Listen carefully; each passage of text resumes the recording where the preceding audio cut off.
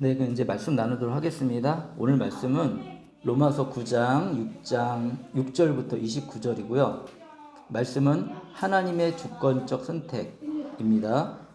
로마서는 이제 우리 다 기억하고 계시죠, 그렇죠? 로마서는 이제 잘 아시는 것처럼 사도 바울이 썼고요. 사도 바울이 우리가 모두가 죄인이다라는 것을 주장하면서 예수님을 믿을 때 우리가 의롭게 될 수 있다라고 말씀을 전하고 있습니다. 그리고 성령을 따라 우리가 살아가야 된다고 얘기했고요. 그러면서 사도 바울 마음속에 가장 슬프고 힘든 일은 유대인들이 먼저 하나님을 알았지만 하나님을 따르지 않고 이제 하나님을 따르긴 하는데 예수님을 믿지 않았죠. 그래서 사도 바울은 유대인들이 예수님 믿지 않으면 누구든지 구원을 받을 수 없거든요. 그러면서 내 마음에 큰 부담이 있습니다. 그게 뭐냐면 우리 민족인 유대인들이 예수님을 믿지 않고 예수님에서 떠나가 있는 것입니다. 이런 말씀을 같이 나누면서 그런데 참된 이스라엘 사람, 참된 유대인은 우리가 육신으로 태어났다고 해서 참된 유대인이 되는 것 같지 않습니다. 이렇게 얘기하고 있습니다. 참된 유대인에 대해서 얘기할 때 제일 먼저 든 사람이 이삭이에요, 이삭. 네, 그래서 우리 말씀을 보시면 이 지난주에 본 말씀이니까 그냥 짧게 읽고 이렇게 설명하겠습니다. 9장 6절 7절에 그러나 하나님의 약속의 말씀이 폐해했다고 할 수 없습니다. 이스라엘에게서 태어난 사람이라고 해서 다 이스라엘 사람이 아니고 아브라함의 자손이라고 해서 다 그의 자녀가 아닙니다. 유대인들은 아브라함의 자녀라면 다 그의 자녀라고 생각을 했거든요.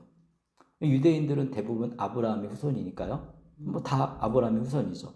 근데 사도 바울이 여기서 엄청난 얘기를 하는 겁니다. 다만 이삭에게서 태어난 사람만을 너의 자손이라고 부르겠다 하셨습니다. 이스마엘이 있고 이삭이 있다는 사실을 우리는 알고 있죠, 그죠? 그래서 아브라함이 자신의 노력으로 난 아들이 이스마엘이고 하나님의 약속으로 난 아들이 이삭이에요. 그런데 사도 바울이 있을 당시에 이스라엘 사람들은 누구냐면 바로 이삭을 통해서 태어난 사람들이죠. 이스마엘은 미안하지만 그 하나님의 그 자녀로 선택받지는 못했어요. 같은 민족으로 선택받지 못했어요. 물론 이스마엘을 통해서 왕들도 나오고 많은 일들이 일어났지만 그렇지만 하나님이 선택한 민족은 아니었던 것입니다. 8, 9절에 이것은 곧 육신의 자녀가 하나님의 자녀가 되는 것이 아니라 우리 모두는 육신으로 태어났잖아요.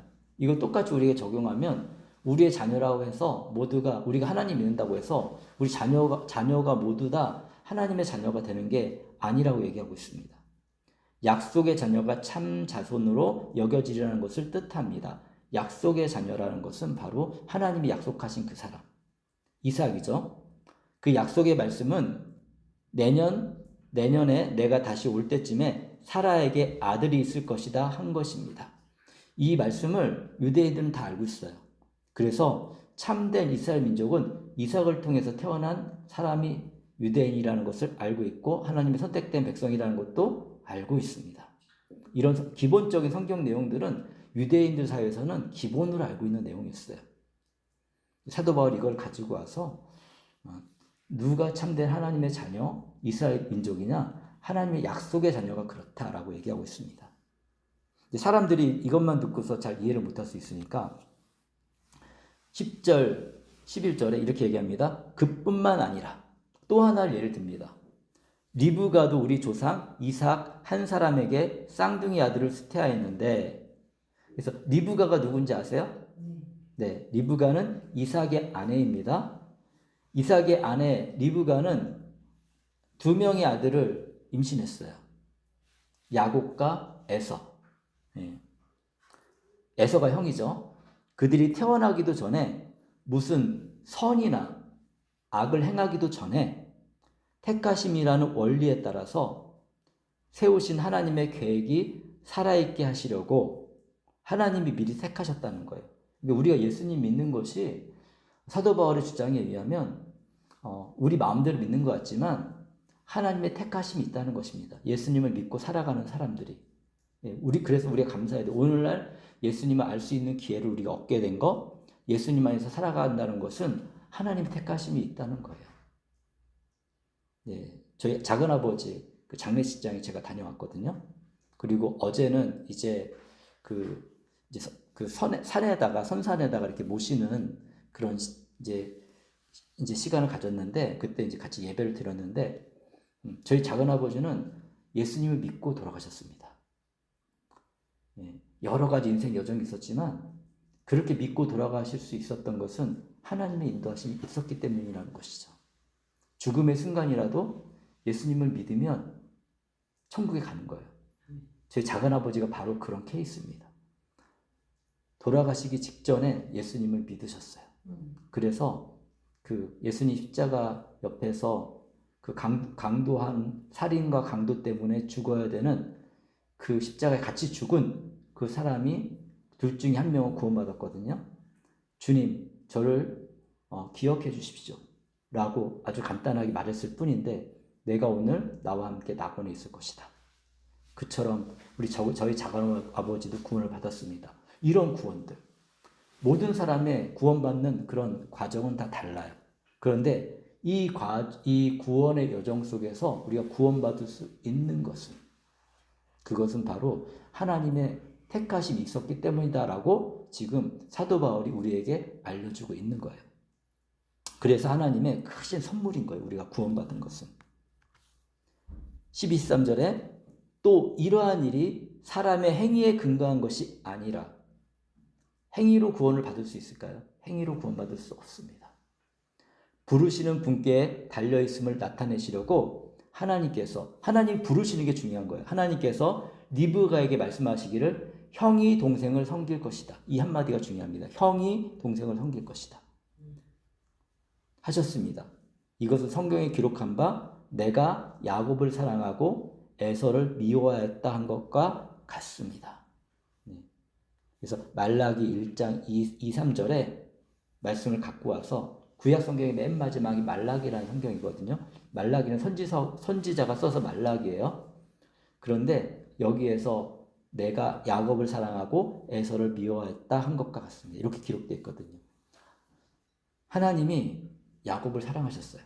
선택받은 사람이 사랑받는 거고, 그냥 선택받지 못한 사람은 자연스럽게 그냥 미움을 받은 거랑 마찬가지예요. 이렇게 표현을 했어요. 이거를 제가 선택할 수 없습니다. 하나님이 선택할 수 있습니다. 그러니까 하나님을 믿고 믿음의 삶을 살아가는 데 있어서 저는 도움을 줄 수 있어요. 이렇게 설명을 해드릴 수 있죠. 그런데 그 사람이 믿고 안 믿고는 사실 어떤 행위에 달려있는 게 아니라 하나님께 달려있는 거예요. 그런데 우리 하나님은 좋으신 분이잖아요. 그렇기 때문에 한 영혼을 위해서 우리가 간절히 기도할 때 또 하나님은 우리의 기도를 들어주시는 분이에요. 그러니까 우리가 할 수 있는 게 뭐예요? 제 작은아버지가 구원받고서 천국에 가셨거든요. 그런데 이 작은아버지의 구원을 위해서 최소한 가족들이 계속 기도했고, 그리고 가족들이 구원받을 수 있는 기회를 열어주었고, 저는 그냥 아주 간단한 전달자로서 그 복음을 전했고, 그것을 받아들이신 분이 작은아버지인데, 의지를 가지고 받아들이셨는데, 이 모든 과정 가운데 하나님의 간섭하심이 있었다는 거예요. 우리가 오늘 예수님을 믿고 살아가는 이 삶도 하나님의 간섭하심이 있기 때문에 살아갈 수 있습니다. 그러니까 우리가 할 수 있는 건 뭐예요? 하나님이 선택했는지 안 선택했는지 우리는 판단 못해요. 그럼 우리 어떻게 될까요? 한 영혼을 우리에게 붙여주셨을 때 끝까지 사랑하고 함께 가는 거죠.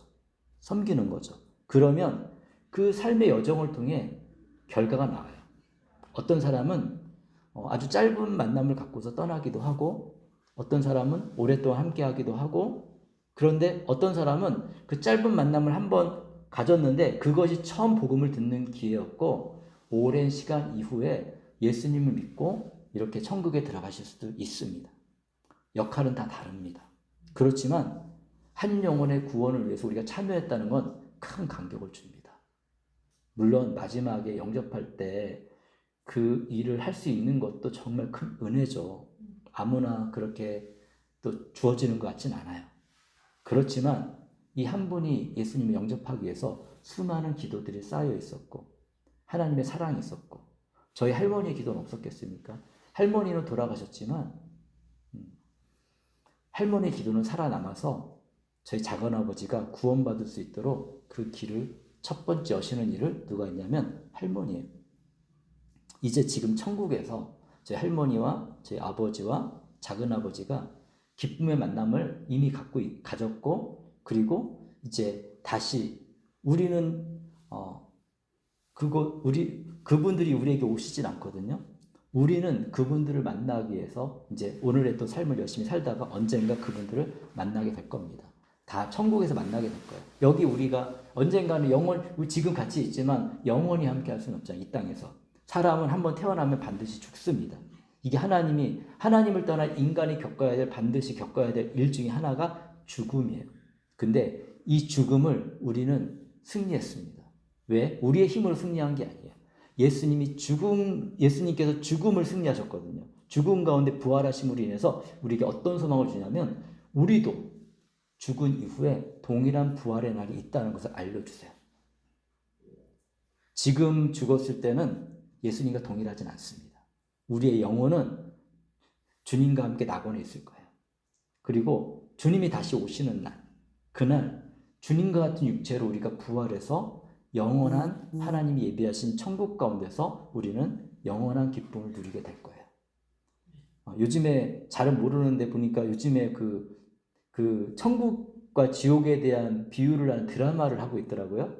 저도 한 번 딱 봤어요. 그렇게 어떻게 그런 게 있다고 해서 한번 들어가서 봤는데 이런 게 진짜 있더라고요. 그럼 생각이 들면서 사람들 마음속에는 여전히 천국과 지옥에 대한 그런 마음이 있고 거기 표현도 아주 재밌게 했는데 그게 다 똑같진 않지만 우리가 그 이상으로 정말 천국이 좋고 그리고 그 이상으로 지옥은 괴로울 거다라는 생각을 한 번 더 해볼 수 있는 그런 드라마가 있어서 한번 생각해 볼 수 있었습니다.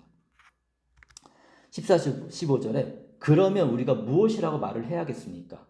하나님이 불공평하신 분이란 말입니까?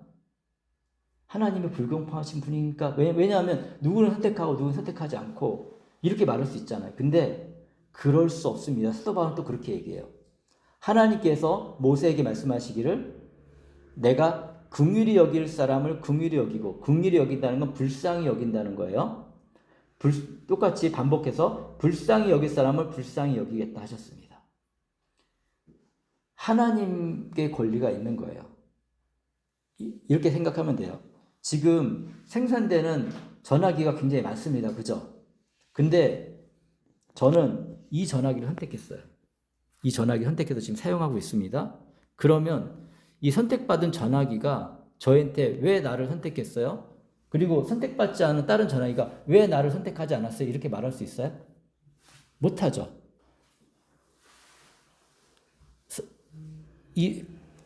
이것과 비슷해요. 만드신 분이 마음대로 하시는 거야. 어떤 사람은 내가 잘 사용하는 좋은 거를 쓸 수 있고 어떤 사람은 그냥 하나님을 반대하는 그 태도를 그냥 놔두실 수도 있어요. 16절, 17절에 그러므로 사람은 자기의 의지나 노력에 달려있는 것이 아니라 우리의 힘과 노력의 의지로 구원을 받는 게 아니라 하나님의 자비에 달려있습니다.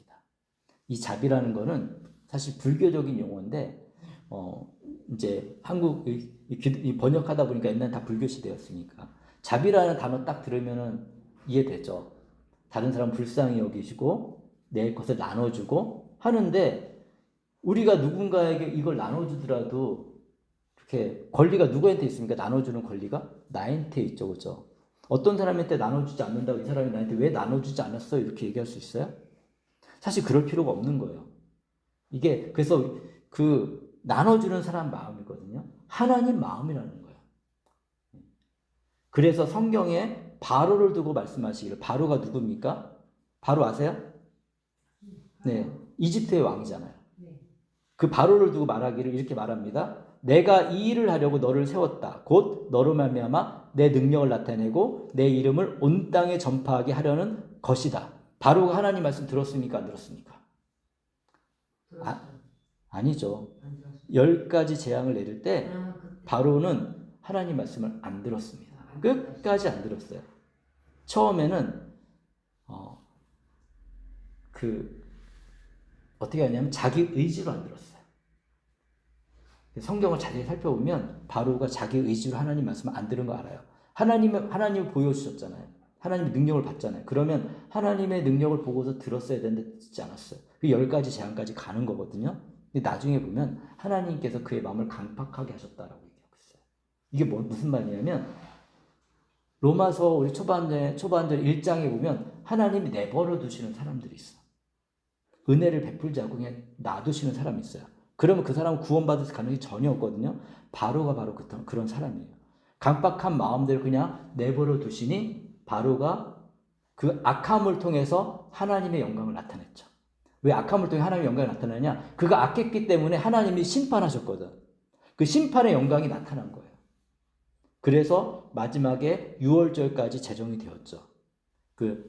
아까 은혁이도 우리 잠깐 이렇게 얘기하던데, 은혁이도 아는 내용이에요. 이렇게 마지막 10번째 재앙이 모든 장자를 다 죽이는 거예요. 이집트의 장자들을. 왜냐하면 하나님의 장자인 이스라엘을 놓아주지 않았기 때문에 내 장자 이스라엘을 놓아주지 않는다면 내가 너희들의 장자를 죽이겠다. 그리고 이스라엘 사람들은 구원받을 수 있는, 죽음이 올 때 구원받을 수 있는 길이 있었어요. 우리도 죽음이 다가오잖아요. 그죠? 죽음이 올 때 구원받을 수 있는 길이 뭐였냐면 깨끗한 양을 그날 저녁에 잡아서 그 피를 이 문에 바르는 거예요. 임방이고 문설주라고 하는데 임방과 문설주에 바르면 죽음이 왔다가 그 집은 지나가는 거예요. 그래서 그게 6월절이라는 뜻이, 6월절은 지나가다라는 뜻을 갖고 있어요. 죽음이 왔다 지나가. 그 6월절, 근데 이거는 그날 하루만 그렇게 됐잖아요. 근데 우리 모두는 진짜 죽어야 되잖아요. 그죠? 그 마지막 날, 정말 우리가 죄 때문에 죽을 수밖에 없는 이것을 해결하신 분이 있어요.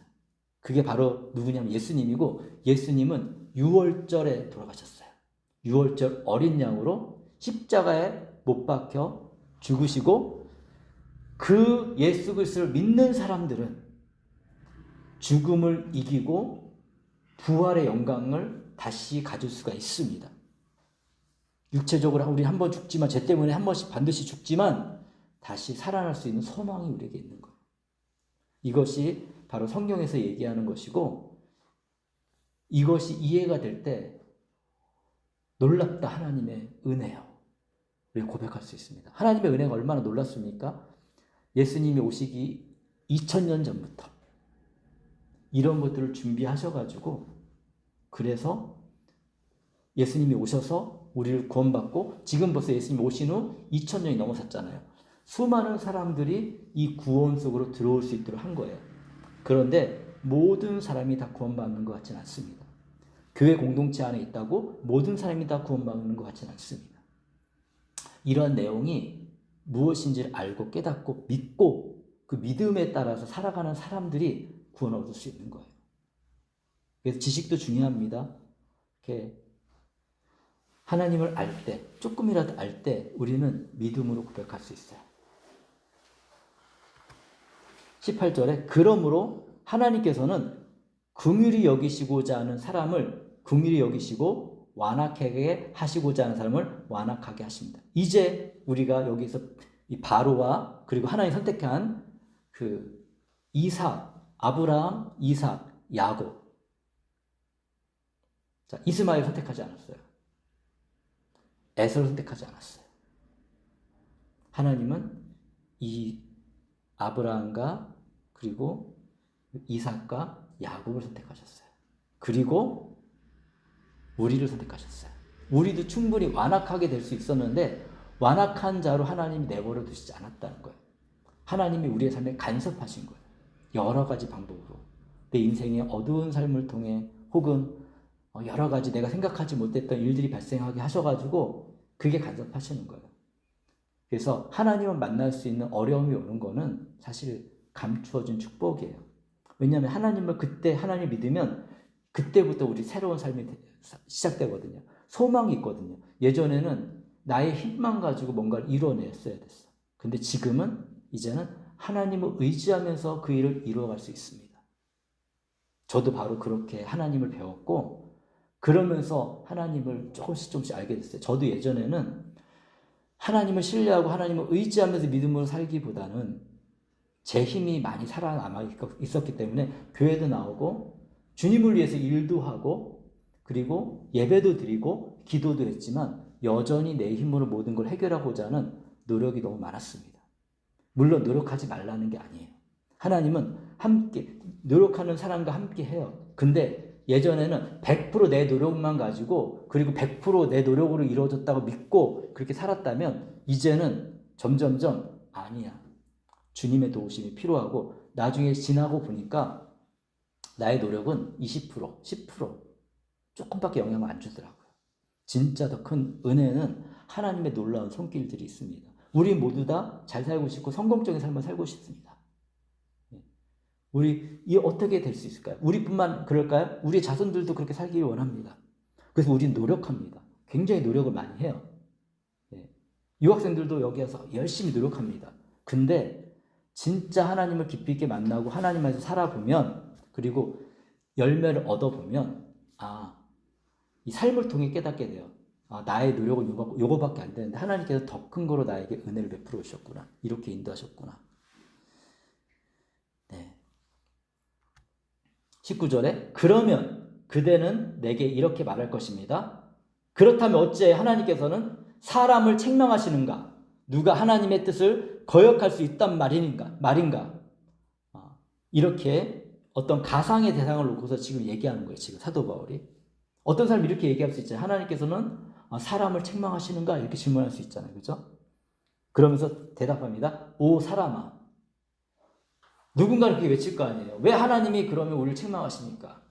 그대가 무엇이기에 하나님께 감히 말대답을 합니까? 사실 우리는 하나님께 말대답할 자격조차 없는 존재라는 거예요.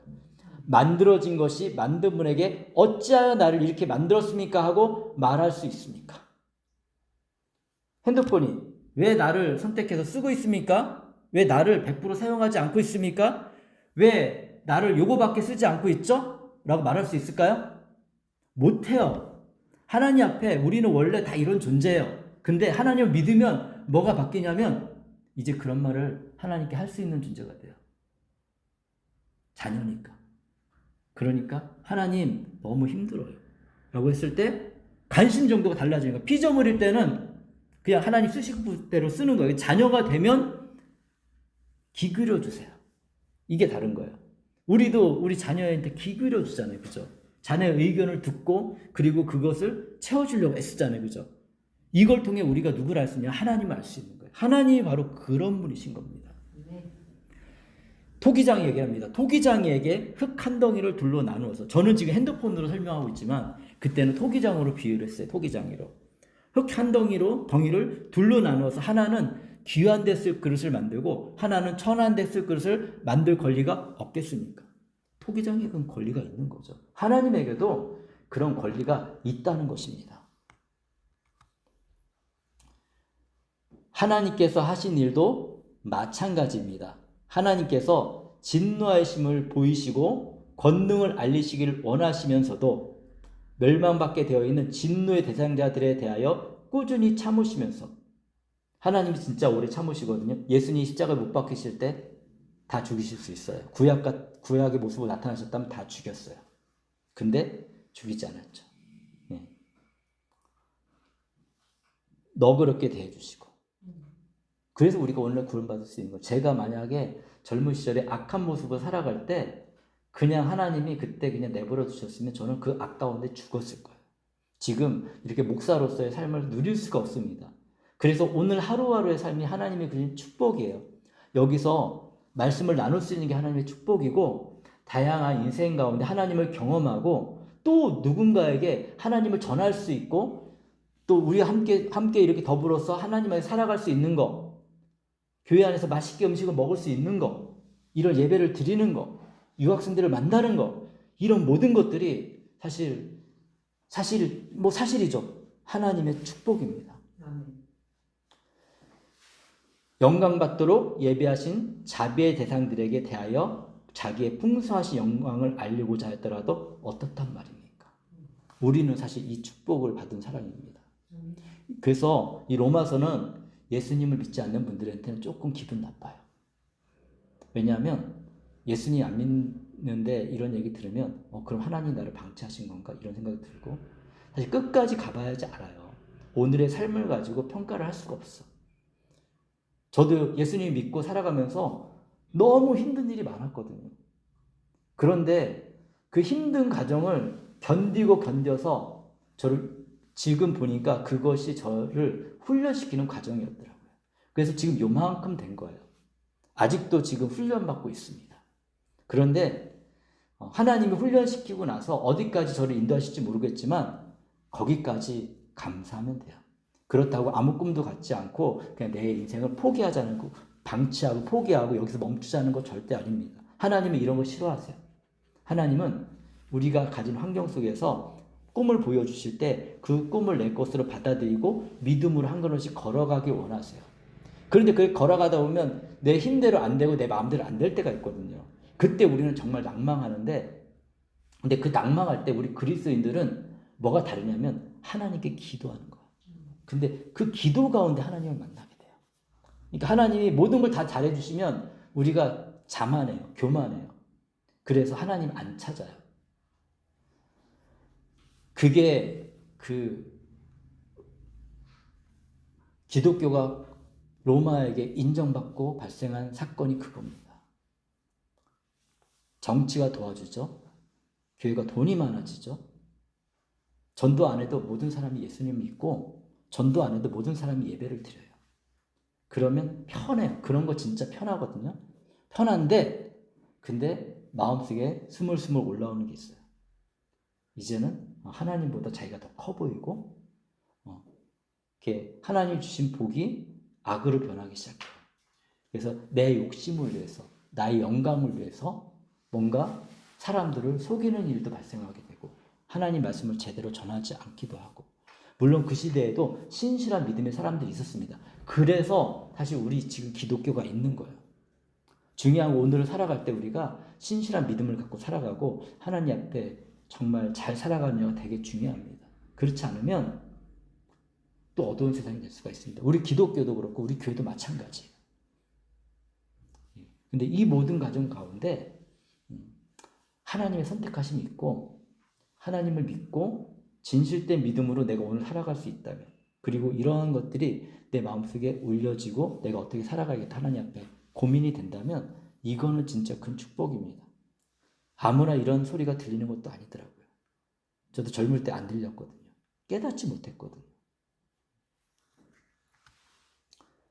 24절에 하나님께서는 우리를 부르시되 유대 사람 가운데서만이 아니라 이방 사람 가운데서도 부르셨습니다. 사도 바울이 이거 얘기하고 싶었어요. 왜냐하면 여러분들 유대인만이 하나님의 자녀가 되는 게 아닙니다. 이거는 그때 당시 엄청난 일이었어요. 왜냐하면 세상이 다 유대인만 하나님의 자녀라고 생각하는 시대에 사도 바울이 얘기하는 거예요. 아니요, 우리가 잘못 알고 있었어요. 하나님의 선택이라고 얘기했죠. 그러면 유대인뿐만 아니라 이방인들도 하나님 선택하실 수 있고요. 그래서 예수님 믿으면, 사도 바울은 이방인을 사도였잖아요. 그는 눈으로 봤어요. 자기의 가치관이 바뀌었어요. 예전에 유대인만 하나님 자녀라고 생각했는데 이방인이 하나님 믿으니 자기가 경험한 하나님의 놀라운 은혜가 이방인에게도 동일하게 함께 있으니까 이것이 바로 하나님의 뜻이구나, 이걸 깨닫고 이걸 전파하기 시작하는 것이죠. 25절에 그것은 하나님이 호세아의 글에서 하신 말씀과 같습니다. 호세아라는 선지자가 있습니다.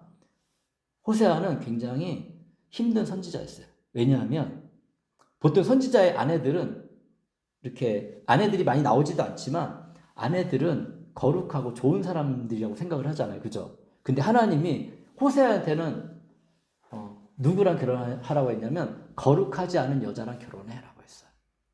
그리고 지금 이스라엘의 상황이 이런 상황이기 때문에 너의 삶을 통해 보여줘라고 했어요. 그래서 호세아가 거룩하지 않은 그런 아내랑 결혼했는데 이 아내는 계속해서 다른 남자를 찾아갔어요. 그리고 심지어 그 다른 남자를 통해서 임신까지 했어요. 호세아는 다시 찾아가서 근데 하나님 찾아오라고 다시 찾아옵니다. 그러면서 이걸 통해 뭐를 얘기하냐면 그 시대의 이스라엘의 상황을 얘기하는 거예요. 이스라엘 민족이 바로 하나님과 결혼한 민족인데 하나님을 따르지 않고 자꾸 다른 민족을 쫓아가서 다른 민족의 신들을 쫓아가고 그걸 따라갔어요. 다른 민족을 의지했어요. 하나님을 의지하라고 했는데 다른 민족을 의지했어요. 이스라엘의 이 비참한 상황을 얘기하면서 얘기합니다. 나는 내 백성이 아닌 사람을 내 백성이라 하겠다. 내가 사랑하지 않았던 백성을 사랑하는 백성이라 하겠다. 너희는 내 백성이 아니다 하고 말씀하신 그곳에서 그들은 살아계신 하나님의 자녀라고 일컬음을 받을 것이다. 또 동일하게 뭘 얘기하냐면 이사야의 상황도 얘기하지만 제사장의 그 아내로 거룩하지 않은 여자가 될 수 없잖아요. 그렇죠? 근데 이 거룩하지 않은 아내를 삼고 그리고 여기에서 태어난 거룩하지 않은 자녀들을 그런 제사장의 자녀로 삼으신 거예요. 우리들도 본래 거룩하지 않은 사람이었고 이 이방 여자와 같이 계속해서 행음을 하고 하나님을 쫓아가지 않고 그런 존재였는데 하나님이 이런 사람들을 불러서 우리 입장에서는 우리를 거룩하게 하신 거고 이스라엘 입장에서 너희가 지금 나를 사랑하지 않고 이렇게 사랑하지 다른 것들을 계속 사랑한다. 이 두 가지 메시지를 같이 우리에게 주고 계십니다. 우리에게 이방인이 우리에게 주는 은혜는 이러한 존재는 내가 이렇게 하나님의 자녀가 됐죠. 근데 또 우리들도 하나님의 자녀가 된 다음에 하나님을 배신하면 안 되는데 그럴 가능성이 아주 조금 있습니다. 사탄의 유혹은 여전히 우리 주위에 있거든요. 예수님도 사탄이 유혹했어요. 하물며 우리겠어요? 끊임없이 하나님 말씀으로 우리가 채워지지 않고 성령님이 함께 계시지 않으면 다른 것들로 욕심들로 악한 생각들로 우리 마음을 훔쳐가가지고 우리가 하나님 사람답지 않게 살아서 결국에는 하나님답지 않은 사람을 살면 어떻게 돼요? 이전에 우리 하나님 없이 살아왔잖아요. 그 삶으로 돌아가는 거예요. 그래서 우리가 멸망하기를 바라지만 그래서 우는 사자와 같이 믿는 자들을 찾아서 헤맨다는 거예요. 사자가. 그런데 보호받는 유일한 방법은 우리가 하나님을 신뢰하고 날마다 하나님을 만나는 거예요. 이렇게 예배를 드리고 오늘의 삶을 또 실패할 수 있습니다. 그런데 그럼에도 불구하고 하나님께 기도하고 아침에 새로운 하나님 또 눈을 떠주시고 우리 생명을 주시면 거기 감사하고 그 안에서 또 주님에게 우리에게 맡겨진 것들 열심히 또 살아가고 또 마음에 소망을 놓고 하나님께 기도하고 그렇게 뚜벅뚜벅 한 걸음씩 걸어가다 보면 하나님의 놀라운 은혜를 우리 삶으로 경험할 수가 있습니다. 27절 28절입니다. 그리고 또 이사야는 이스라엘을 두고 이렇게 외쳤습니다. 이스라엘의 자손의 수가 바다의 모래와 같이 많을지라도 남은 사람만이 구원을 얻을 것이다. 모든 이스라엘 사람들이 다 구원을 얻는 게 아니에요. 근데 남은 사람들 있죠. 사도 바울 같은 사람들. 예수님의 제자들. 또 초기 교회에는 대부분이 유대인들이 하나님을 믿었어요. 이 로마 편지에도 로마의 유대인들이 먼저 예수님을 믿었어요. 이런 사람들이 남은 사람들이라는 것입니다.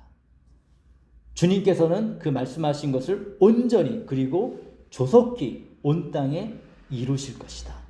예수님께서는 온 땅에 조속히 그 일을 이루십니다. 29절 그것은 또한 이사야가 미리 말한 바 만군의 주님께서 우리에게 씨를 남겨주시지 않으셨더라면 우리는 소돔같이 되고 고모라같이 되었을 것이라고 한 것과 같습니다.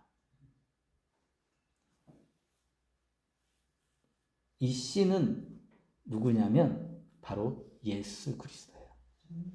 하나님께서는 아브라함의 씨, 사실 아담부터 계시죠. 아담의 씨, 노아의 씨, 아브라함의 씨, 이삭의 씨, 야곱의 씨, 유다의 씨, 다윗의 씨.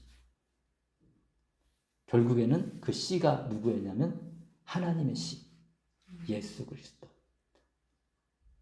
우리에게 주시지 않았다면 우리의 삶은 소돔과 고모라 같이 되었을 것이다. 소돔 고모라 아십니까? 아브라함과 하나님 만났는데 하나님이 그때 소돔과 고모라를 멸망시키기 위해서 오셨어요. 의인 10명이 없어서 소돔과 고모라는 멸망당했습니다. 유황불이 떨어졌고 그리고 소금 땅이 되어버렸어요. 지금 사해라는 곳에 근처에 소돔과 고모라가 있었을 것이라고 추측하고 있어요. 거기는 회복불능한 땅입니다. 소금기가 너무 많아가지고 유황도 많아요. 그 땅에는. 이렇게 된다는 것입니다. 여러분, 우리의 인생이 이렇게 소돔과 고모라 같이 되고 싶습니까? 아니면 하나님의 약속을 받은 그 믿음으로 살아가는 하나님 안에서 아름다운 열매를 맺어가는, 이 땅에서도 아름다운 열매를 맺어갈 뿐만 아니라 저 천국에서도 정말 하나님과 하나님 품에서 기쁨으로 우리가 같이 만날 수 있는 그런 사람이 되겠습니까?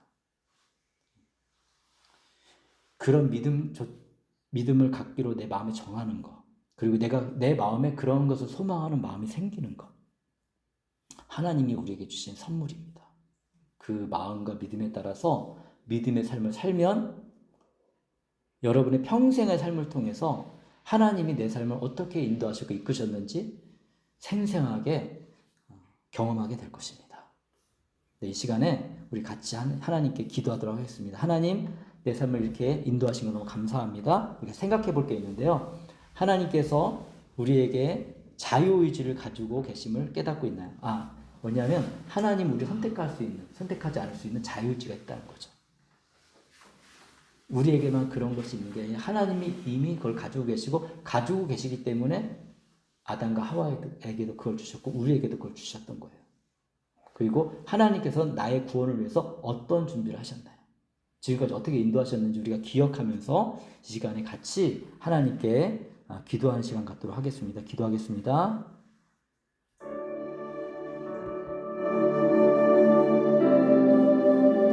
하나님 감사합니다.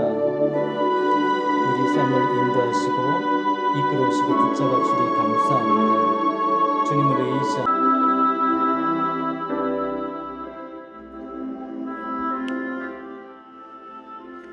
기도하겠습니다. 사랑하는 주님 감사합니다. 오늘도 주님 안에서 우리가 함께 모여서 예배를 드렸습니다. 정말 하나님께서 우리를 선택하여 주시고 이방인인 우리가 하나님을 알고 하나님을 믿고 또 이렇게 예배하며 살아갈 수 있도록 인도하시니 주님 감사합니다.